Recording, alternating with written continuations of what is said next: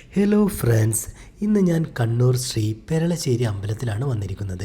കണ്ണൂർ ടൗണിൽ നിന്നും ഏകദേശം 15 കിലോമീറ്ററാണ് ഇവിടേക്കുള്ള ദൂരം. ഇവിടെ ഏറ്റവും വലിയ അട്രാക്ഷൻ എന്ന് പറഞ്ഞാൽ ഇവിടുത്തെ ഈ കുളം തന്നെയാണ് കേട്ടോ. ചെങ്കല്ലിൽ കൊത്തിയെടുത്ത പടവുകളാണ് ഈ കുളത്തിൻ്റെ പ്രത്യേകത. സ്റ്റെപ്പ് വെൽ എന്ന ആർക്കിടെക്ചർ രീതിയിലാണ് ഇത് ഉണ്ടാക്കിയിരിക്കുന്നത്. ഉത്തരേന്ത്യയിൽ കാണുന്ന ചില കുളങ്ങളുടെ ഒരു സാമ്യതയാണ് ഇതിനുള്ളത്. ഈ കുളത്തിൽ നിറയെ മത്സ്യങ്ങളുണ്ട് കേട്ടോ എന്നുള്ളതാണ് ഇതിൻ്റെ മറ്റൊരു പ്രത്യേകത. ആളുകൾ ഇവിടെ ഫോട്ടോ എടുക്കുവാനും മത്സ്യത്തിനെ അടുത്ത് കാണുവാനും ഒക്കെയാണ് കൂടുതൽ വന്നിരിക്കുന്നത് എന്ന് എനിക്ക് തോന്നി. പിന്നീട് ഞങ്ങളിവിടെ ഭംഗിയുള്ള ഒരു ആൽമരം കണ്ടു കേട്ടോ. ഇതിൻ്റെ വേരുകൾ കണ്ടാൽ തന്നെ അറിയാം ഇതിന് ഒരുപാട് വർഷങ്ങൾ പഴക്കമുണ്ട് എന്നത്.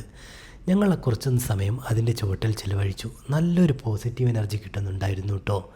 കുറച്ച് ആളുകളൊക്കെ അതിന് ചുവട്ടിലിരിക്കുന്നുണ്ടായിരുന്നു. ഞങ്ങളും കുറച്ച് നേരം അവിടെ ഇരുന്നു. കുറച്ച് നേരം ഞങ്ങൾ പ്രാർത്ഥിച്ചതിന് ശേഷം ഞങ്ങൾ പുറത്തേക്ക് വന്നു. അവിടെ അമ്മയുടെ അരുളപ്പാടുണ്ടായിരുന്നു. അവിടുന്ന് പറഞ്ഞത് പലതും ഞങ്ങളുടെ ജീവിതത്തിൽ സത്യമായി തോന്നി. എല്ലാം അമ്മ ശരിയാക്കി തരാം എന്നൊക്കെ ഞങ്ങളോട് പറഞ്ഞു.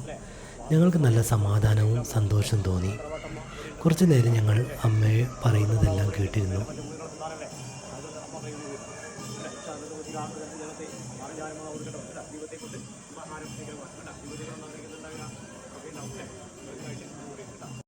വീണ്ടും ഞങ്ങൾ ആ കുളത്തിൻ്റെ അടുത്തേക്ക് തന്നെ പോയി.